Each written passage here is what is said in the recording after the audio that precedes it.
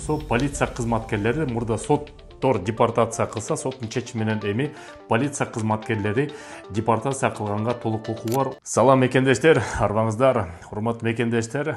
Жакында Россия Федерациясында федералдык сот приставдары жаңы статистикасын чыгарды. Ал статистикада болсо 2024 жылы башайгы 80 миңден ашык чет элдик жарандарды депортация кылдык деп айтып жатат. Бул 2023 жылга караганда 2 эсе көп. 2023 жылы 44 миң чет элдик жаран расмий түрдө депортация болсо, эми 2 эсеге көбөйүп атат. Буга чейин Кыргыз Республикасынын Тышкы иштер министрлиги Кулубаев айтып кеткен, Кыргызстандын жарандары Россия Федерациясында 2023 жылы 600 миңден ашык болсо, азыр 340 миң жарандарга төмөндөдү деп.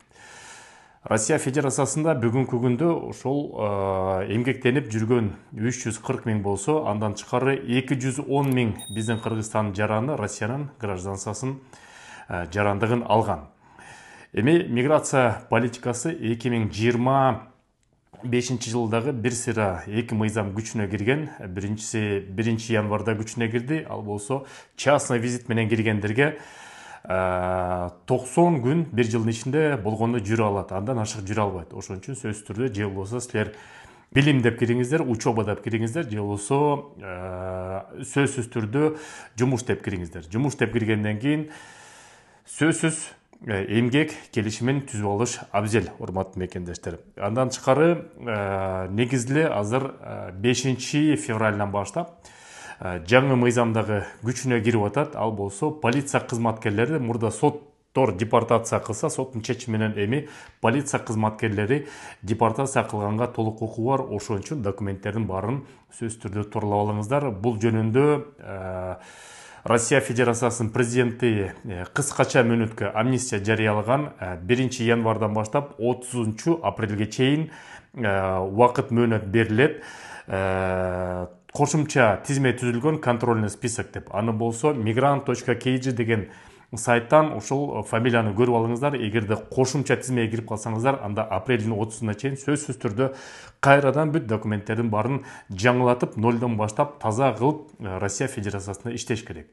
Мурдагыдай болбой калды. Азыр регистрациясын жашаган жерге сөзсүз туруу абзел. Эгерде жашаган жерге турбай калса, анда дагы бул 18.8 деген статья менен депортация кылганга депортация кылып коюшу мүмкүн.